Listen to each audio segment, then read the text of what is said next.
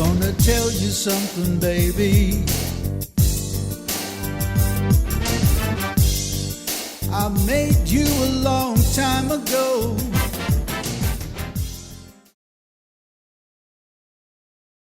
In our work so far, graspable means ready to hand, and ungraspable means present to hand. We defined those in an earlier study guide, so you should know those already. Now, death is graspable only as a possibility, and we discussed this aspect of death extensively in our previous study guide. However, death can help us choose our authentic possibilities because its quality is that of an authentic possibility. So the possibilities that show up in a similar way are those that are our very own. So we relate to death through the other possibilities that are similarly our own, that are similarly unique to us and inimitable. Death is also graspable as a condition. In that way, it can become ready to hand in our experience. And if we live every moment in the awareness of impending death, we can actually grasp it in that way. Death is called self-concealing because it's non-existential. It doesn't exist the way that objects exist. It exists only as a possibility, an impending possibility that never actually arrives. But holding death in the context of choice increases the significance of every choice we make. This is self-evident to anybody who has actually tried it, that death as a context for choice adds meaning to our life because it distinguishes authentic being. Those choices that are authentically our own will be similar in quality, similar in character, similar in flavor, in profundity, in depth, to death as a context. Thus, by using death as a context for choice, our life can be experienced as a proxy for death. In other words, death can actually be experienced through life by holding it as a context in which we make our choices.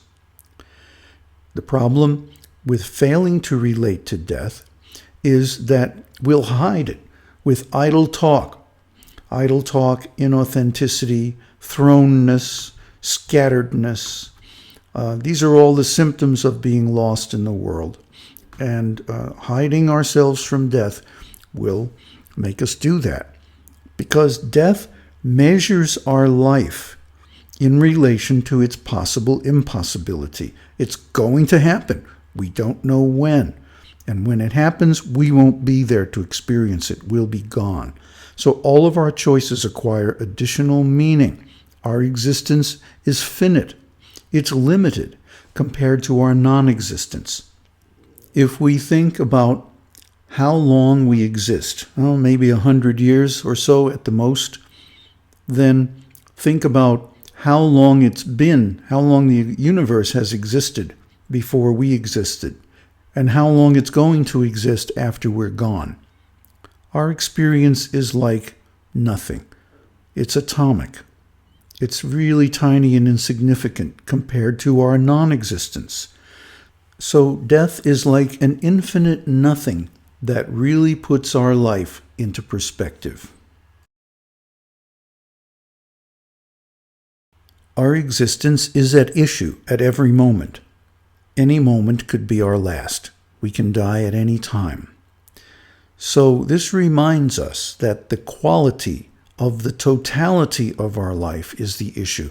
Not just this moment, not just this choice, but every moment of our whole life and every choice that we make needs to have a certain quality, and that quality is authenticity, integrity, wholeness. How many of us have a grasp of the wholeness of our life? But death gives us the opportunity to do that. Awareness of death's inevitability reduces our fear of external threats. So what if somebody doesn't like us? So what if this happens or that happens, or even if we die? We're going to die anyway. Death is a quality of our own being. It comes from our being without being sought. Our time is limited. This helps us take ownership and responsibility for our lives. And this means we are at cause. If we want to be successful, we have to be at cause over our own life and own that life in every respect. For if our life is contingent, in other words, it's more or less an accidental product of external influences, then we're not stuck with any particular way of being. We can be any way we want. If our life is contingent, we're not stuck with the way we wound up being. We can change. This way of being that we have now is simply the result of a bunch of accidental factors. We could be any way. So if we can be any way, let's be some way that we decide. If our being is shaped by external factors that we internalize and then use to make our choices, that means our being is mutable. It's not fixed. We're not born into a certain way of being that we can never change. We can choose to shape our being by our own choices. This is such an important point. Because if we're not successful, it's because we don't have the being of a successful person. We have the being of an unsuccessful person. And how do we change that? Through the power of our choice.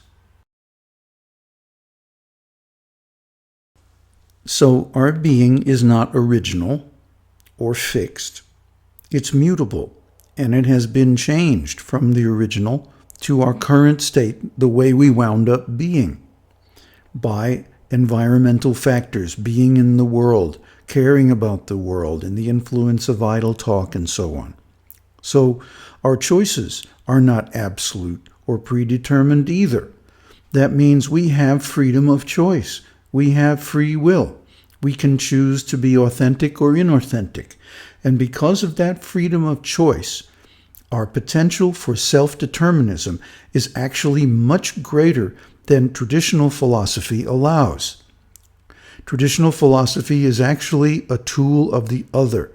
It's a way of superimposing an external value system on our self-determinism.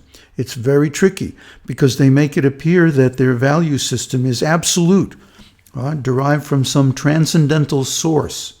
But actually it's not. It's simply ecclesiastical authority.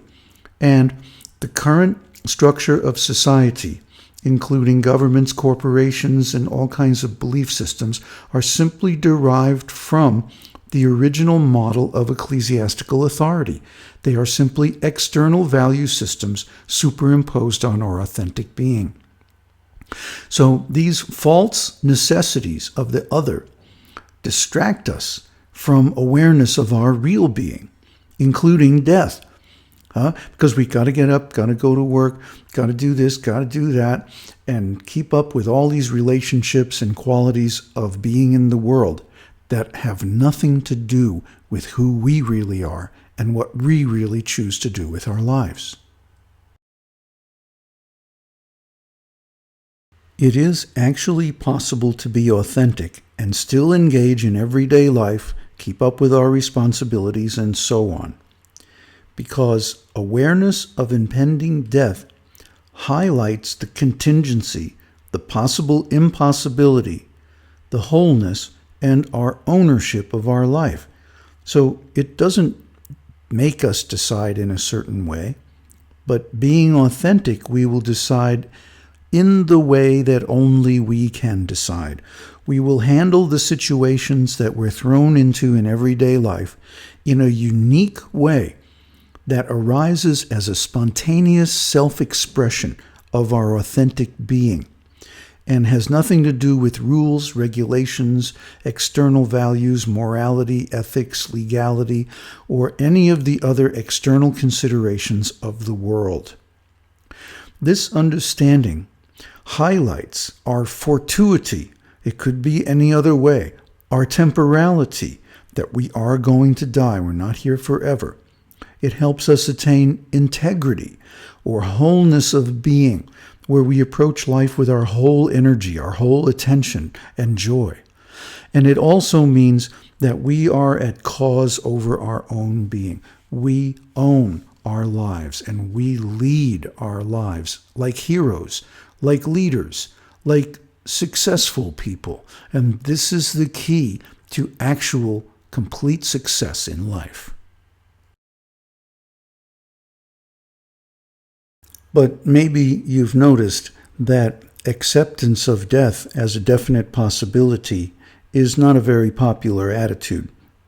It's not popular because, for example, we deny that death can be a choice. We deny that we have a choice over it. Instead, we hold it off as long as possible, try to delay it with extreme medical treatments and so on. But hiding death from ourselves is not a solution to anxiety. Instead, it fragments us, and we become split. Our energy becomes scattered all over the universe, and we become attached and care about a whole bunch of things, objects in the world that are not our real selves. Awareness of death shows up that we are responsible for our being. We and we alone make the choices that result in life or death at every moment. Shrinking from death makes us incapable of confronting oppression. And because we are oppressed by the world and by various entities within the world, they use this. You don't think they don't know about this now, do you? That's why the subject of beingness, the subject of ontology, the subject of death is more or less prohibited. It's more or less discouraged in ordinary idle talk of the world. Because the powers that be do not want us to know these things. They do not want us to know that we can confront our own death and use it to attain integrity and authentic being. Because that is the key to autonomy, independence, and success. So, avoiding death amounts to giving up our ability to create new, original, unprecedented possibilities by restricting the range of choices to those choices that are provided by the other, by the world. That way, we lose our creativity because our focus shifts from being to simply knowing, thinking, feeling, and doing and having in the context of being in the world.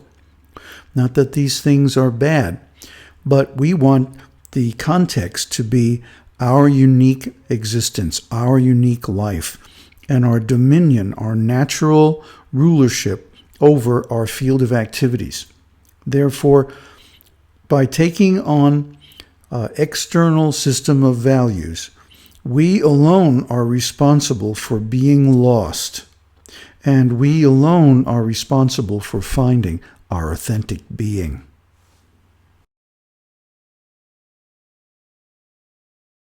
Resolute in this context means ready to experience anxiety. We're going to experience anxiety anyway, so we might as well experience anxiety in the context of being our authentic self. Being resolute towards death gives us a very special ability, the ability to stand for our own choices, the ability to make our choices based on our authentic being and deal with the consequences without complaining, without blaming, and take complete responsibility for our state. After all, death is part of us. It's born along with our birth. Everyone who is born is also going to die. Therefore, death is a quality of our own being. It's not something superimposed upon us from outside. That is the key, because the authenticity of death gives us a measure of how authentic our own choices are. So, authenticity means to choose for ourselves in the face of death, to take the possibilities that are uniquely our own, knowing that we will die, knowing that we want to make our life a whole and a consistent, coherent, integral expression of our being. Death and anxiety are similarly non-objective. Objectless anxiety is the purest form of anxiety. It leads us towards our real being. Why? Because of its qualitative similarity to death. Death and anxiety both give us a handle on our real being. They lead us toward authentic being. And being not at home in the world, the strangeness and the uncanniness of being in the world is similar to objectless anxiety in the face of impending death.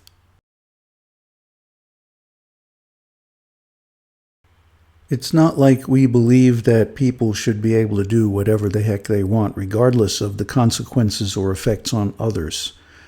We will cover guilt and conscience in Part 2, Call of the Friend. The point here is that one should choose from his own authentic being to have a complete life of full integrity. Our definition of care includes being ahead of ourselves, and this means looking forward to death, the temporality of existence. Care without a sense of our impending death would only be caring about the other, and that's inauthentic by definition. No, that leads to a problem for phenomenology. Does the fact that death is ungraspable means that we can never grasp our being as a whole? And this is the main question. This is the main issue in this video. It seems to be a paradox. How can we attain a proper phenomenological grasp of death if we say that death is intrinsically ungraspable? Well, it's not that we say it's actually ungraspable. We say it's beyond phenomenological representation. Because what can be said or represented about non-existence? We can't even say that non-existence exists. What to speak of assigning it qualities or making other kinds of discursive remarks about it.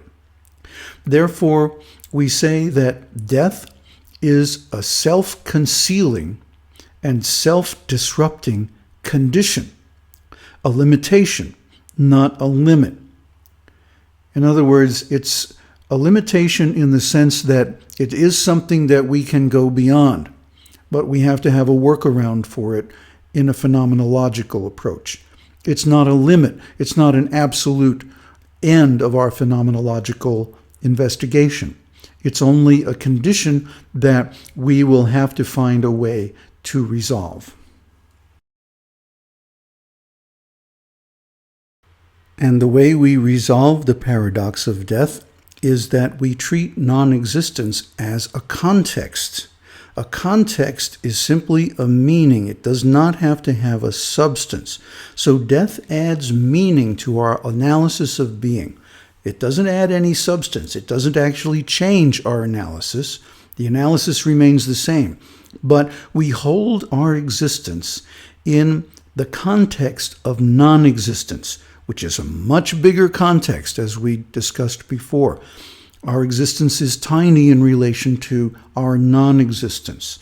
And this allows us to attain authentic being by giving us a context that is similar in quality to authentic being. That is, it is wholly and only our own. This is paradoxical by nature.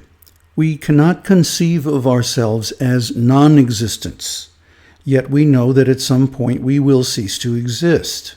We know it as a concept only. We know it as a meaning only, not as an actual experience. Non-existence conceals and disrupts both itself and our self.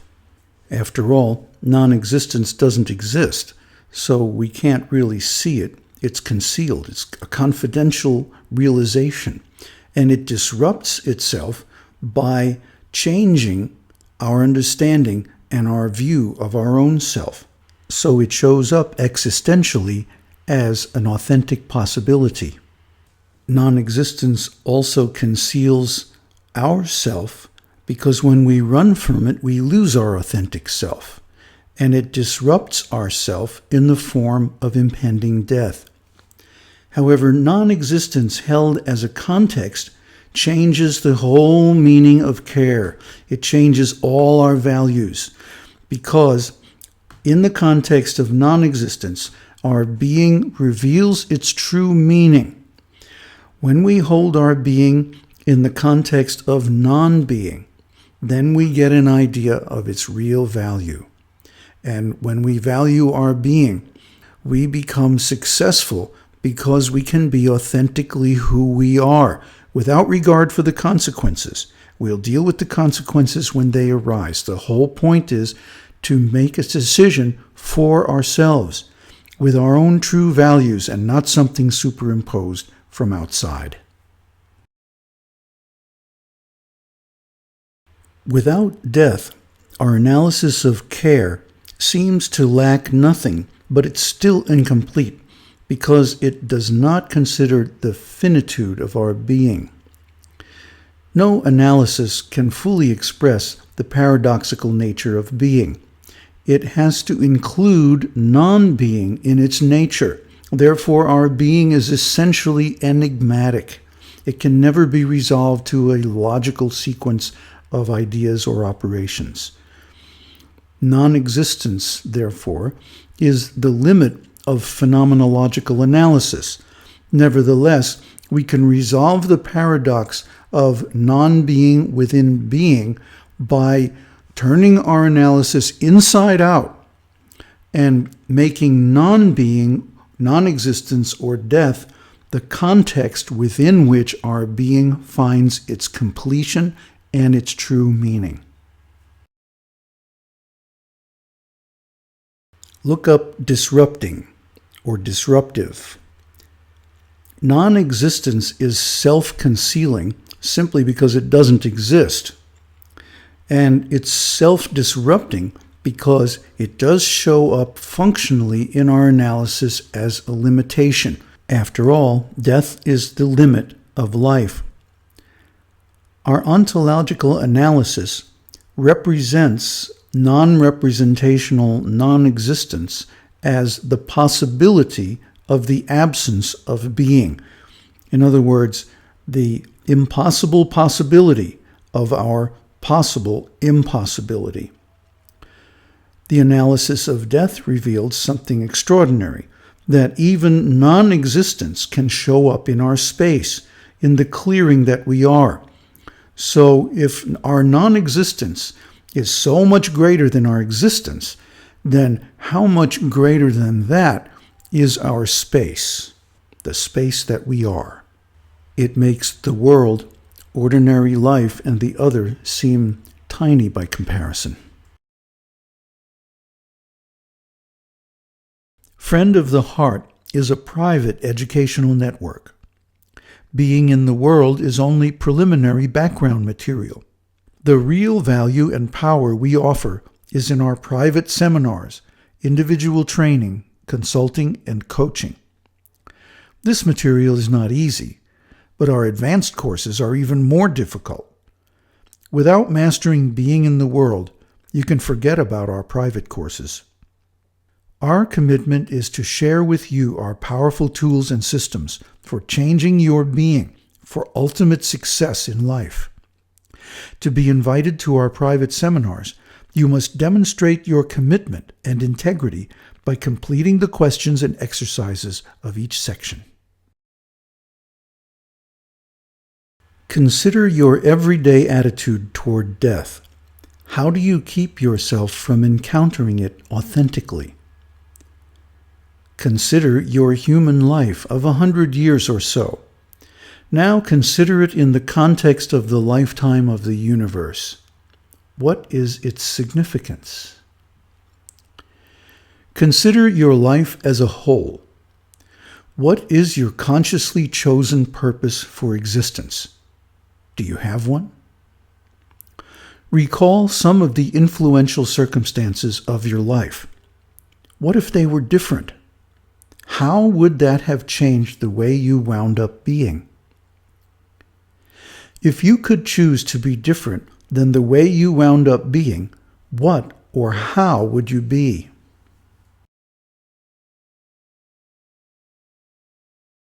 Consider how your being has changed over time. How are you different now from the way you were? Were the changes in your way of being in the question above shaped by externals, or were they your own choice? Did you blame others for your own choices? Can you conceive of a situation in which you would choose to die, not by suicide? Would you risk your life for something greater than yourself? What would it be? Consider that changing your being requires allowing your old being to die. Could you be responsible for that?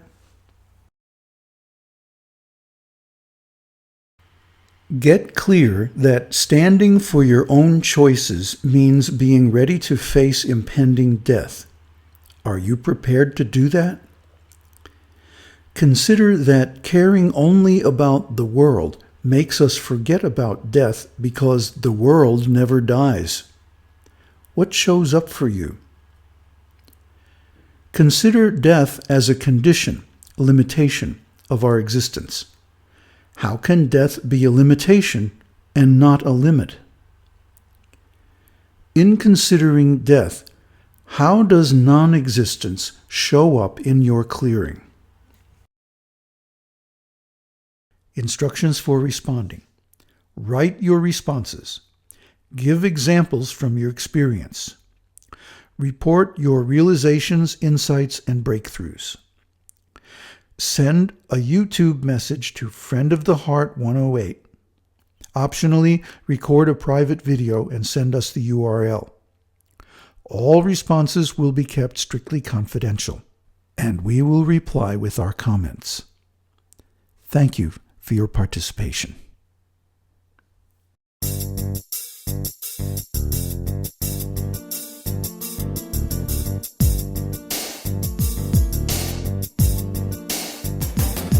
Gonna tell you something, baby. I made you a long time ago. It's about you and me, baby. Just some things you ought to know. Hey, I want you to hear me. Open up your little mind. You think you're so cool, but are you really? What about the perfect love that you left behind?